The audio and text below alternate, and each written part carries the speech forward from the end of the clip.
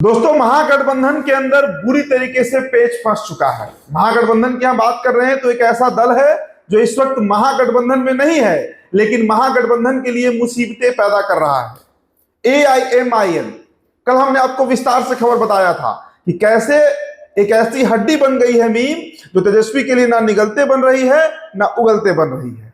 अब ताजा खबर आपको हम बता रहे हैं, कल AIMIM के बड़े नेता से बातचीत हुई है और हमने सवाल किया कि भाई ये बताइए कि कितने सीटों की मांग है। आप लोगों ने जो पत्र लिखा और पत्र लेकर राणा रणजीत सिंह, जो तिरहुत के शिवहर के प्रभारी भी हैं और ढाका से प्रत्याशी भी बनाए गए हैं, इन दिनों बड़ा असदुद्दीन अवैसी का प्रेम उनके लिए झलक रहा है, एक राजपूत के लिए। वो पत्र लेकर गए थे आरजेडी दफ्तर और आरजेडी की तरफ से चाहे मनोज झा हो, मृत्युंजय तिवारी हो या कोई भी आरजेडी का नेता हो, आरजेडी के कई नेताओं से हमारी बातचीत भी होती है, वो साफ कहते हैं कि कहीं भी कोई सीट ही नहीं खाली है जहां पर AIMIM के प्रत्याशी महागठबंधन के तहत चुनाव लड़ सके। तो कितनी सीटों की मांग है आप लोगों की? दोस्तों, AIMIM बिहार में 7 से 8 सीट ही मांग रही है राष्ट्रीय जनता दल से। और देखिए, दलील बहुत तगड़ा दिया जा रहा है।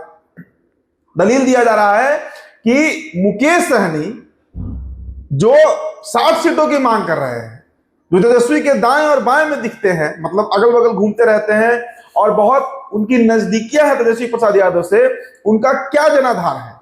पिछले विधानसभा चुनाव में 11 सीटों पर लड़कर 4 सीट जीते, अपना सीट भी नहीं बचा सके सिमरी बख्तियारपुर। वोट बैंक कितना है? निषाद का टोटल मिलाकर उनका 4 से 5% या 6% वोट बैंक होगा। देखिए, ये मीम के नेता ने कहा, मैं आपको वो बता रहा हूं। लेकिन मुकेश सहनी की सभी शर्तों पर तेजस्वी यादव तैयार हो जाते हैं। और दूसरी तरफ AIMIM देखिए, अपने बदौलत सीमांचल में 5 सीटें जीती, 14 सीटों पर आरजेडी को डैमेज किया। और इस बार जिस तरह का लहर चल रहा है AIMIM का, कम से कम 8 से 9% मुसलमानों का मत मीम को मिलेगा ही मिलेगा। लेकिन फिर भी तेजस्वी प्रसाद यादव तवज्जो नहीं दे रहे हैं AIMIM को। अब इसके पीछे का कारण कल हमने आपको बताया था कि एक ऐसी कड़ी है। देखिए, सबसे बड़ी बात है कि मुस्लिम वोटों का कहीं डिवीजन ना हो जाए या क्लासिफिकेशन ना हो जाए, वर्गीकरण ना हो जाए, एक ऐसा मुस्लिम वर्ग तैयार ना हो जाए जो मीम का वोटर हो, जो AIMIM का वोटर हो। वो डर तेजस्वी प्रसाद यादव को सता रहा है। मुकेश सहनी के वोटर पारंपरिक रूप से बीजेपी के वोटर रहे हैं। मुकेश सहनी के आने से बीजेपी को लॉस हुआ है, नुकसान हुआ है।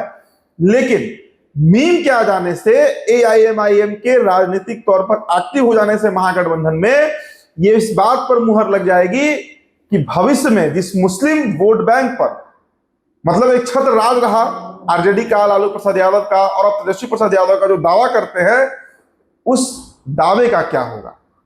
बिहार में करीब करीब 17.25% मुस्लिम मतदाता है और धीरे धीरे जो है 2019 के बाद से, खास करके 19 के बाद से, 2019 में दोस्तों 1 सीट किशनगंज डॉक्टर जावेद जीते थे, मतलब। और 2020 में हमने देखा कि 5 सीटों पर AIMIM जो है वो फतह कर जाती है। 19 सीटों पर चुनाव लड़ी थी और सोचिए कि मात्र 7 से 8 सीट ही मांग रही है असदुद्दीन अवैसी की पार्टी। जो पत्र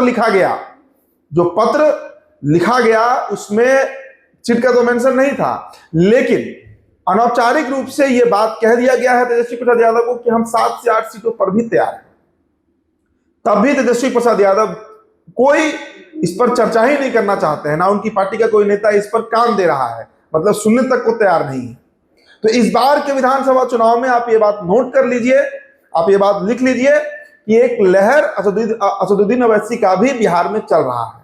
हमने उनका बहादुरगंज का रैली कवर किया, ढाका का रैली कवर किया। जिस तरह का, देखिए, जो बूढ़े मुसलमान हैं, मुसलमानों में भी वर्गीकरण है, जो बूढ़े मुसलमान हैं वो आज भी पारंपरिक रूप से लालू तेजस्वी के साथ बने हुए हैं। लेकिन जो यूथ वोटर है, जो फर्स्ट टाइम वोटर है, और कई विधानसभा ऐसे हैं, करीब करीब बिहार के 2 दर्जन विधानसभा ऐसे हैं सीमांचल में से, इसके अलावा भी करीब करीब 1 दर्जन विधानसभा ऐसे हैं पूरे बिहार में, जहां पर मुस्लिम मतदाता ही तय करते हैं कौन जीतेगा कौन हारेगा।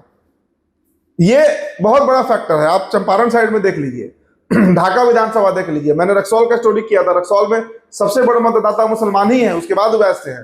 तो कई विधानसभा ऐसे हैं जहां पर 50,000 से 1 लाख के बीच मुस्लिम वोटर है, और वहां पर जो यूथ वोटर है उनकी कनेक्टिविटी इस बार असदुद्दीन अवैसी से बन रही है। और कई कारण है दोस्तों इसके पीछे। अभी हाल में जो वक्फ बोर्ड संशोधन अधिनियम हुआ, उसमें सबसे बड़ी भूमिका देश में किसी नेता ने निभाया सरकार के खिलाफ, तो वो असदुद्दीन ओवैसी थे, वो लालू और तेजस्वी नहीं थे। अभी इमारत सरिया का जो कार्यक्रम हुआ पटना गांधी मैदान में, उसमें सबसे बड़ी भीड़ अगर जुटी तो AIMIM के आह्वान पर जुटी। इसके अलावा CA NRC का मामला हो, कोई मामला हो जो मुसलमानों के हक हुकूक से जुड़ा हुआ है, उसमें सबसे अग्रणी भूमिका कोई निभा रहा है तो वो असदुद्दीन ओवैसी निभा रहा है। और बिहार का जो यूथ वोटर है, मुस्लिम वोटर, वो इस बात को जान रहा है, समझ रहा है। और यही चिंता है तेजस्वी प्रसाद यादव को कि अगर वो वोट बैंक टूटा, क्योंकि जो यूथ वोटर है वो अगले 25-30 साल वोट करेगा, वो अगले 25 से 30 साल का वोटर तैयार हो रहा है, और वो वोटर अगर आरजेडी से खसक गया तो भारतीय जनता पार्टी को फिर बिहार में सत्ता में आने से कोई रोक नहीं सकता है। क्योंकि वो कैडर वोट है, वो कोर वोटर है। उन्हीं के दम पर लालू प्रसाद यादव 15 साल राजनीति किए, और 2005 से 2025 तक का जो यात्रा है तेजस्वी प्रसाद यादव और लालू प्रसाद यादव का, वो इन्हीं मुसलमान मतदाताओं के भरोसे तय हो रहा है। इसके अलावा पसमानदा वोटर में एक अलग वर्गीकरण है जो इस बार बीजेपी और जेडीयू के साथ जाने को तैयार है। छोटा वर्ग है, छोटा वोट प्रतिशत है, लेकिन वो भी एक तैयार हो रहा है बिहार में। तो कुल मिलाजुलाकर तेजस्वी प्रसाद यादव इस वक्त चक्रव्यूह में घिर चुके हैं, और अगर AIMIM के 7-8 सीटों की मांग वो नहीं मानते हैं, इस पर नहीं तैयार होते हैं, तो ये बात आप लिख कर रख लीजिए कि 2025 का जो विधानसभा चुनाव होगा वो गेम चेंजर हो सकता है भारतीय जनता पार्टी और जनता दल यूनाइटेड के लिए, अगर मुस्लिम वोटों का बंटवारा होता है तो महज 7 से 8 सीटों की मांग है। और ये अंतिम, जिस तरीके से आपको याद होगा दोस्तों, महाभारत में हमने देखा कि जब दुर्योधन मतलब कौरव और पांडवों का युद्ध हो रहा था तो 5 गांव की मांग रखी गई थी, मात्र 5 गांव मांगे गए थे 5 पांडव के लिए। लेकिन उसके लिए भी जब दुर्योधन तैयार नहीं होता है, तब होता है महाभारत, और उसका परिणाम क्या हुआ इतिहास के पन्नों में दर्ज है। तो क्या इस बार बिहार में महाभारत होने जा रहा है? क्या मात्र 7 से 8 सीटों की मांग है AIMIM की, जबकि वोट प्रतिशत उनका मुकेश सहनी के से ज्यादा है, क्योंकि वो मुसलमानों की बात करते हैं, मुसलमान का वोट बैंक सबसे बड़ा है बिहार में। देखिए क्या होता है, लेकिन इसका फल कहीं ना कहीं इस बार विधानसभा चुनाव में 2020 में भी देखने को मिला था, लेकिन इस बार उसका बड़ा रूप दिख सकता है। तो फिलहाल चर्चा में इतना ही। मेरा नाम उदित तारन है। अध्यात्म पर वीडियो आप देख रहे थे, बहुत बहुत शुक्रिया।